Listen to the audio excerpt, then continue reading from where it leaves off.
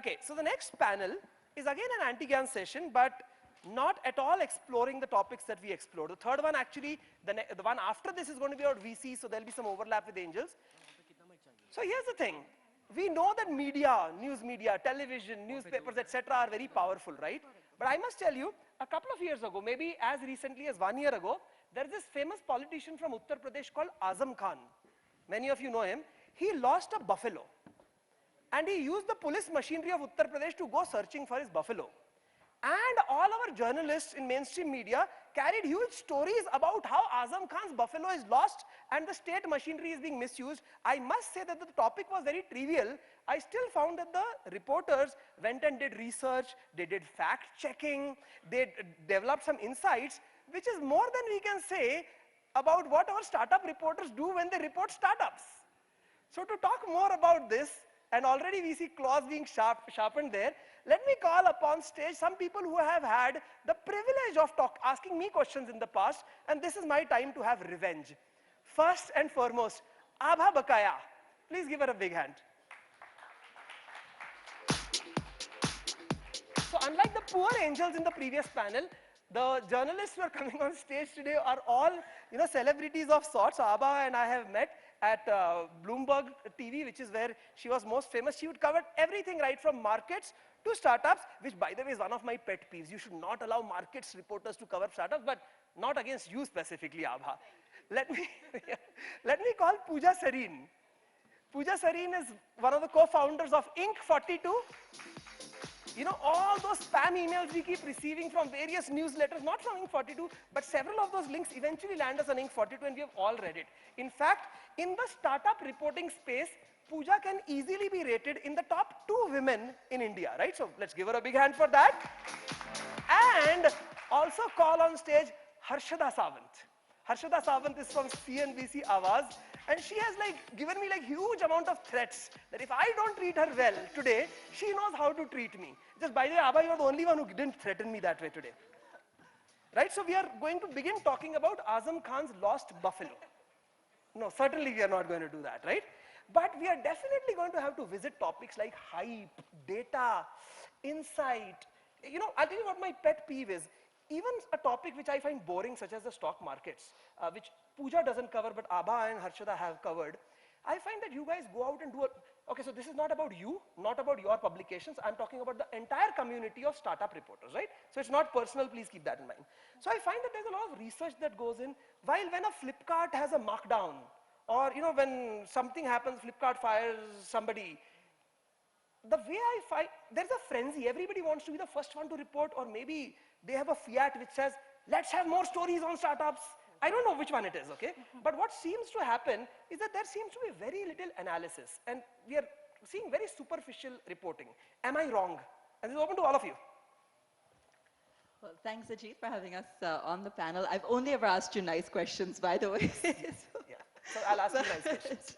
But I think, a while ago, just when the frenzy kind of developed, you have to realize that there was a kind of a decline in traditional media.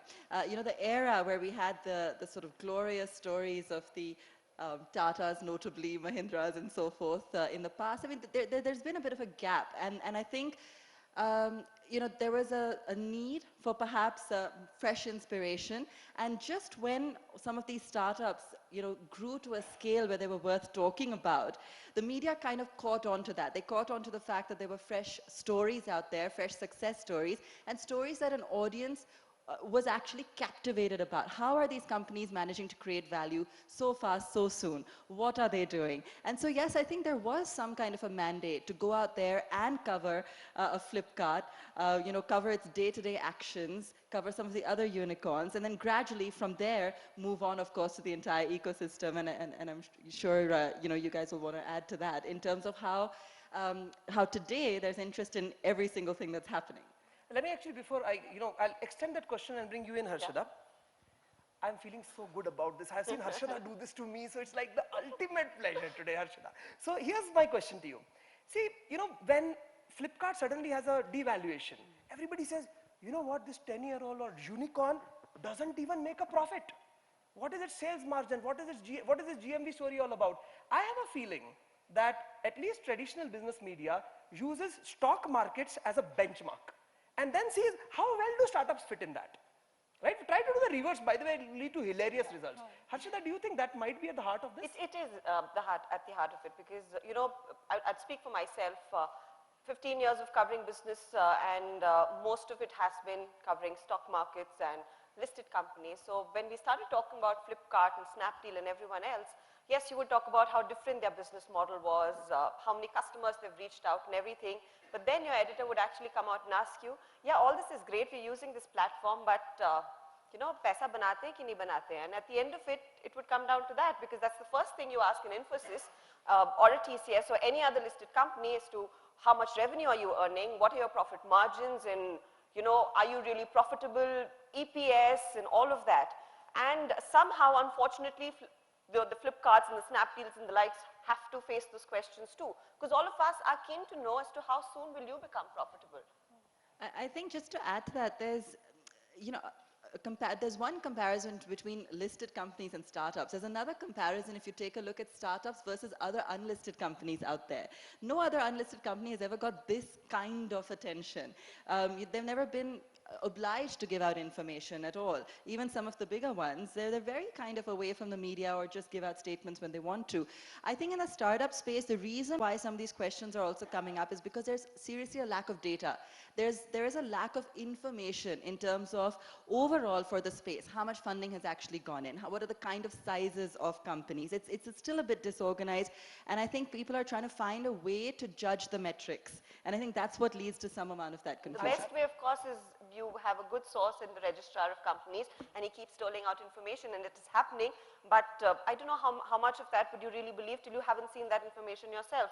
So perhaps if you start sharing more data, our reporting would become less ignorant. Is that what you guys, call it? Entrepreneurs, it is clearly your fault. Okay. it's you guys are not reporting data. Come on, we are not going to wait for ROC data, though of course eventually that can be used for it. Pooja, I'm coming to you to take this entire data source truth in reporting forward, because I find that when you guys, and by you guys I mean the digital online media, which is very different from television or print, came on board, you kind of just rewrote the story. For example, an Abha or a Harshada can't go on their channel and say, recently Economic Times said this. Right? And actually list another publication as their source. Well, you guys can comfortably do that. So do you feel that we have just abandoned things like security check? And again, you understand, I'm talking about media in general, security analysis, fact checking, or is it that rumors are good enough because we never know the facts? What's going on?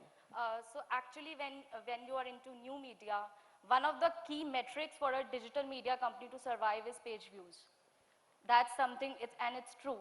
But whenever we as Inc42 file a story giving a link to ET or sources, before doing that, we do reach out to those companies, we try to talk with our internal sources, and then only we file that story. It's just not that we just take it up from ET or Mint and we just publish it. We try to do our homework, but not every time that particular person or that data is available, so we have to go with that. And at times it's mistake with founders that they do not come in public and they tell us that, dude, this is something is wrong. And later on, when the story is filed, they will backlash you. They will go on Facebook, they'll go on Twitter, and they just say, like, you are wrong. Dude, when we reached out to you, never responded. Abha, you're the only one who has not yet blamed founders, so please go ahead and do that so that I can proceed with the rest of the show. Okay. No, I love founders, and they're all my friends. I'm not going to blame them. But I think formats do make a difference. I find that many times I'm eager to talk to entrepreneurs on things that have gone wrong as well or not worked, and not in a way where I would be attacking them. And I've seen some media do that. And so I think that's the expectation, that media will do that. But just so that others can learn, or that one can understand from an industry perspective also what some of the challenges are that are being faced by some young entrepreneurs. But being on television is a very big barrier. They will not want to come on television to talk about anything that's going wrong. And I don't actually blame them at that stage, because they're still very young companies and image does matter. So you don't blame entrepreneurs. Very nice. Harshada, I'm going to come to you and then the rest of you can respond if you choose to. I think that the problem that we are really having is that we have not fully appreciated the relationship that media has. So media is often blamed for building up companies and building up hype and then suddenly throwing them down the drain, etc. Harshada, what is your, namely the startup media's relation with startups? I'd like to share an anecdote here because a couple of months back, I was hosting a panel and that had Pranay Chulaith of Quicker and Anu Acharya of Map My Genome and Sharad Sharma from iSpirit. And this is when all the markdowns had happened with Flipkart and, of course, other startups globally as well. I made a point to dig in and get that data as well. And of course, Common Flow had let go of a lot of people. And I asked Pranay, so what's happening? Are there going to be more let-offs? And are you going to, shrink your team down? So he said, I'm not talking about you specifically, but I'll be very clear. The relationship with media and startups is somewhat like media and the Indian cricket team. When the Indian cricket team is doing really well, you go ahead, applaud them, talk about them like they're the best things that ever happened to you. And it's exactly the same that's happening with startups as well. Yes, and I totally agree. So yes, we might not be like your true friends. We care about you, which is why we're covering you. We would like to see all of you succeed. But when you hit difficult times, and since we've already spoken about all the good that you've done, we have to report things that are actually happening. So you might not like the fact that we actually put out that 800 people have been sacked or, some more people would be let go of. These are things that we have to do. So it might be a little hard to digest, but that's how the relationship is. No, I think you are right, but I think there's a deeper problem here. I get the feeling when I see business channels and business publications reporting on startups, I get the feeling that things like listed stock or, the traditional companies that take more seriously, startups that do not take more seriously. That's simply. They don't. They don't. I wouldn't agree to that. But we do, because we are specifically dealing for startups. Nice, we have disagreement on the stage. This might lead to an arm wrestle soon. Let's see if we can get there.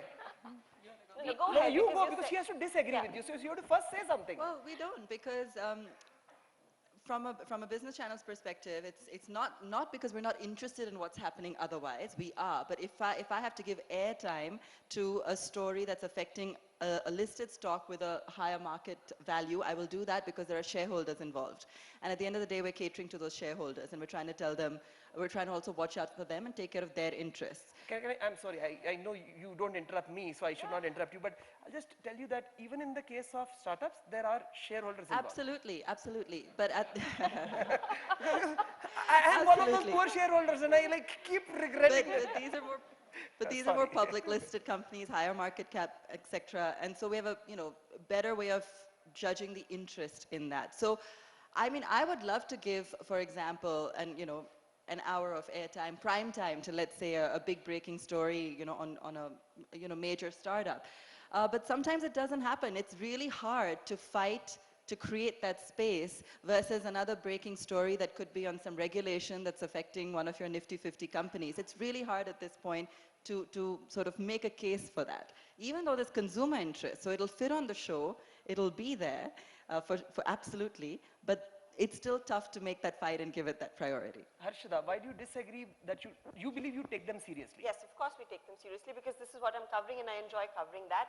So even if, luckily, we've been very lucky, Abha, you would agree that so far when all this whole Cyrus Mistry and Ratan Tata drama has happened, there's been no major big story that's come out in the startup world. Of course, Sanjay Baweja quitting was there. And going from that, I remember driving back home at 9 p.m. and I had seen that story come out on Twitter and I said, okay, fine, somebody from Flipkart has quit. Fair enough, let's go ahead, let's carry on with life. I got like 25 messages in about 5 minutes, all from my team. He's quit, what's happening? I'm like, okay, hang on. So, oh, all right, he's quit. So we go out and, call up the company, nobody's responding and everything. And then finally said, okay, it's out in the papers or whatever, the digital media. We have to compete with it. We do not have a source that's saying, yes, this has happened or why it's happened.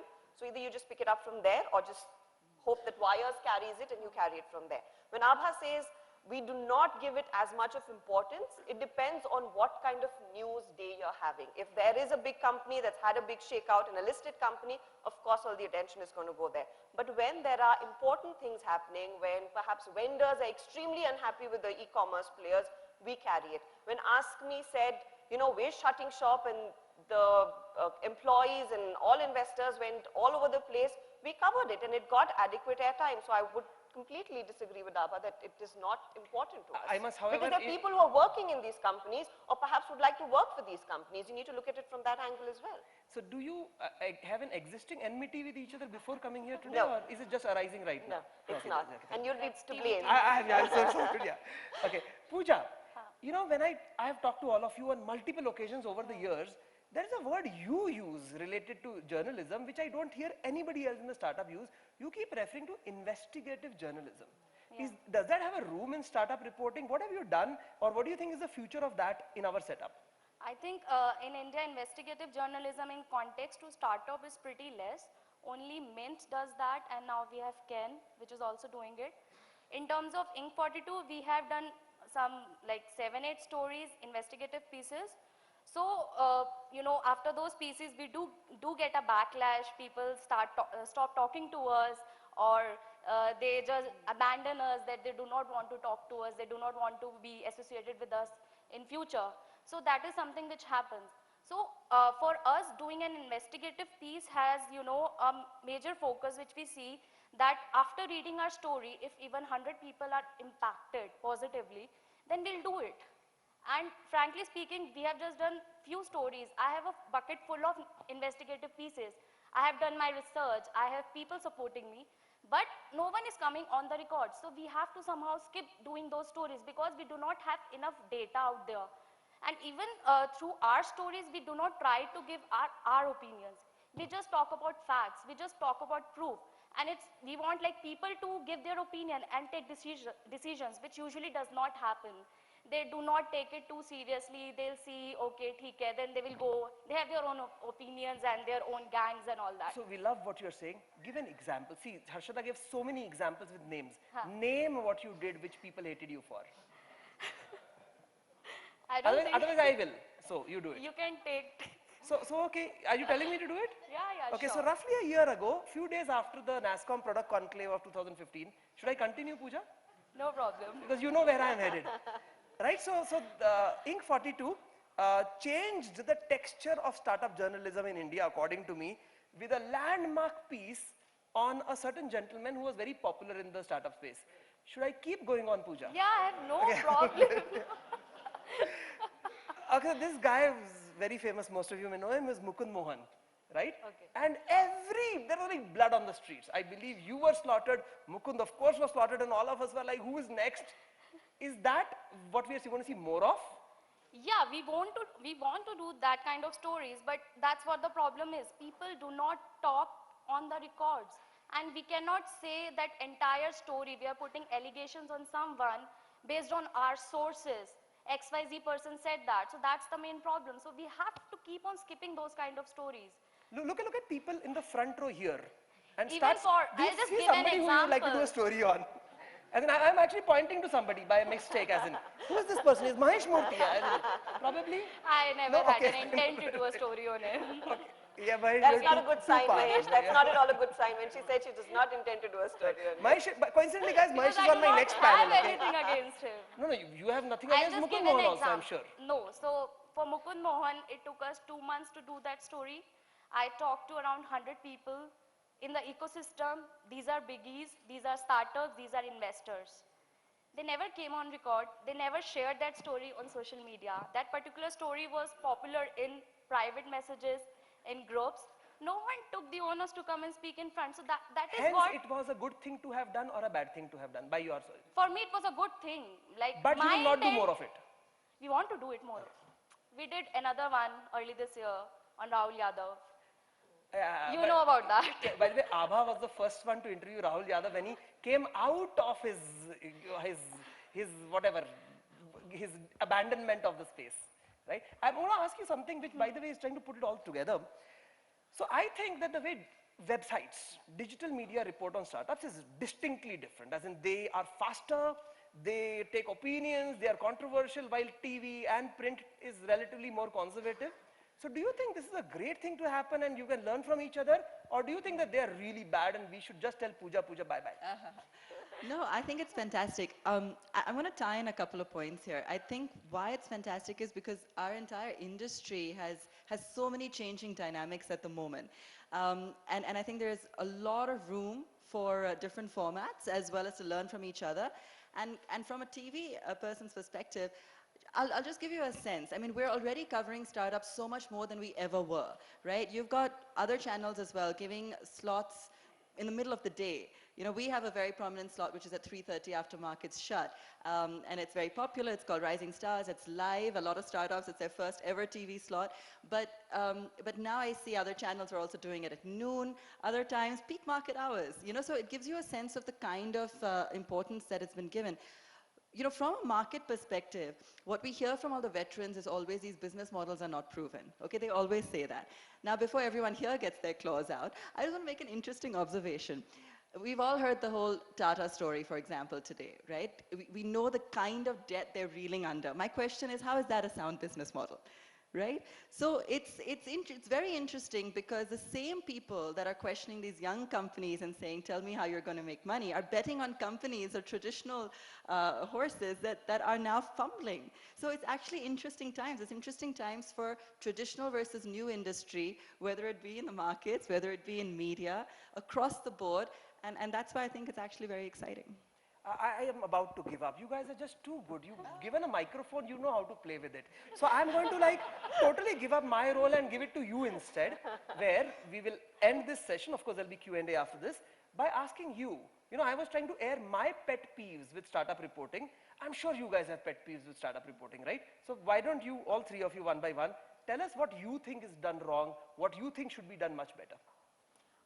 I think we make poster boys of too many people at the same time, and of course, and we're obsessed with that term unicorn. I know I have spoken about unicorns, and you know, these would be your next unicorns. Last year, I think some 30th of December or 31st of December, I did a piece as to 2016, who would be the next unicorns. I named a lot of companies, and then yes, of course, nobody got that much funded, and none of those people have gone where we imagined them to be. But yeah, so our obsession with unicorns is there, and I hope it kind of settles down a little. Yeah, VCs also have a lot of obsessions with unicorns, but we'll come to them later, yeah. Pet peeves. I think like media has to be more data driven, which is something very badly missing from the ecosystem.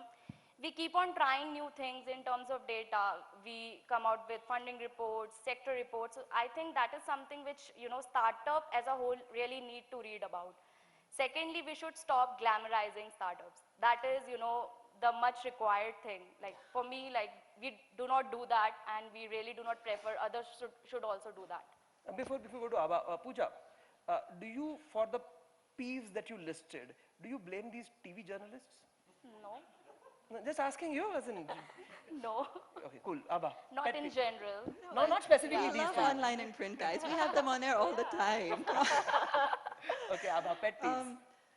No, I think I agree with Pooja in the sense, and I say this is my only one point to the founders or to the entrepreneurs, is that just remember that anything that goes up has to come down. So that when media is going to run after you and make you a hero, they're also going to be equally critical of you later.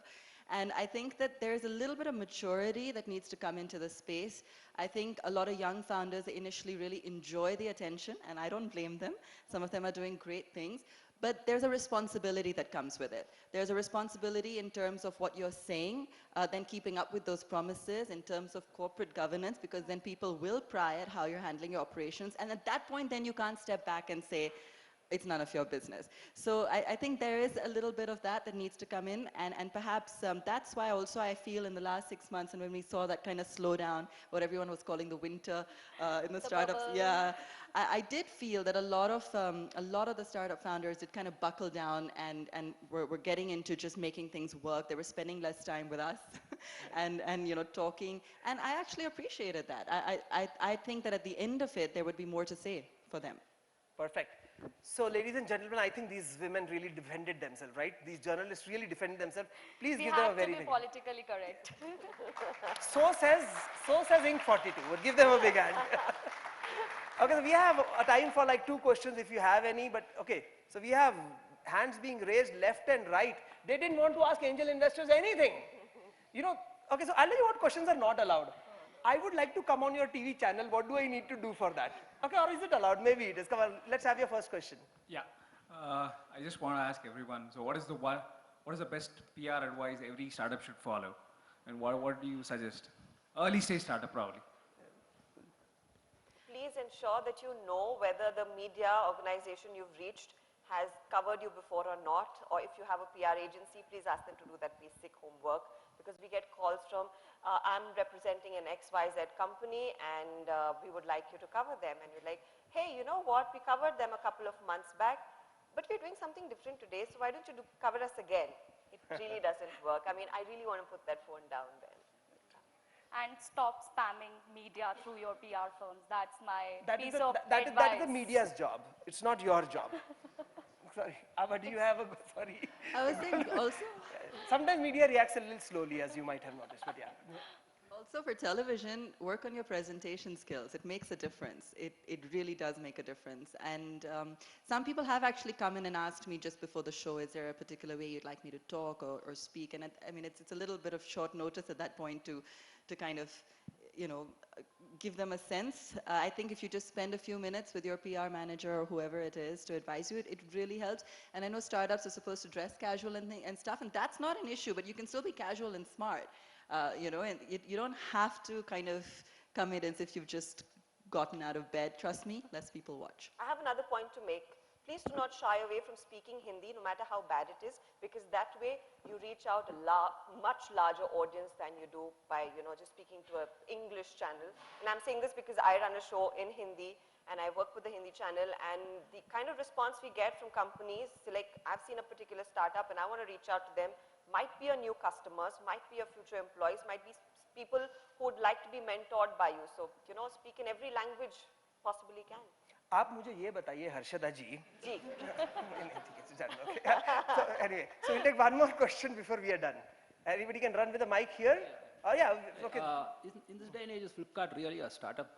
I mean, or shouldn't some of these 140 stalls get some coverage at least? Okay, so I'm going to actually extend that so that it's not a Flipkart specific question, but this obsession about unicorns, but also obsession about a few names repeating themselves, is that only because the audience really wants to know about those 8 companies as opposed to these 70 companies outside? Well, I mean, personally for me, I disagree. Like I said, I have a daily segment where I cover a fresh startup every day. We have entrepreneurs, and I actually love using the word entrepreneurs even more than startups, because we cover all kinds of people and businesses. So I mean, you count. It's been running now for quite some time, and we also have a show called E-Ink, which is a weekly, and I mean, so again, it's been running for a year and a half or so. So you can count. It's definitely not limited to a basket.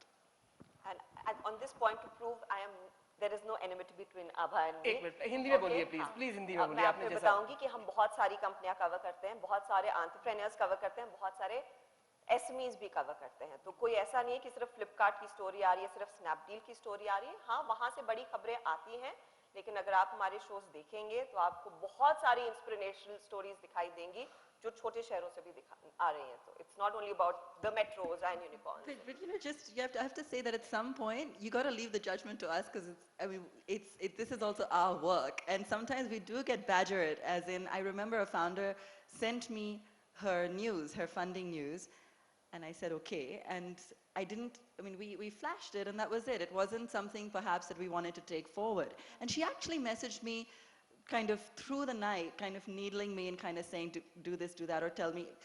My point is, don't tell me how to do my job. You know, it's at the end of the day, you will always think what you're doing is most important, but you got to leave us with some room also to see what works for us. You know? Absolutely, fantastic. So what we'll do is we'll do our evaluation of the panelists. How many of you enjoyed hearing Abha and think you learned something from Abha? Okay. The numbers don't matter, it's relative numbers between the panelists that matter. Keep that in mind, okay?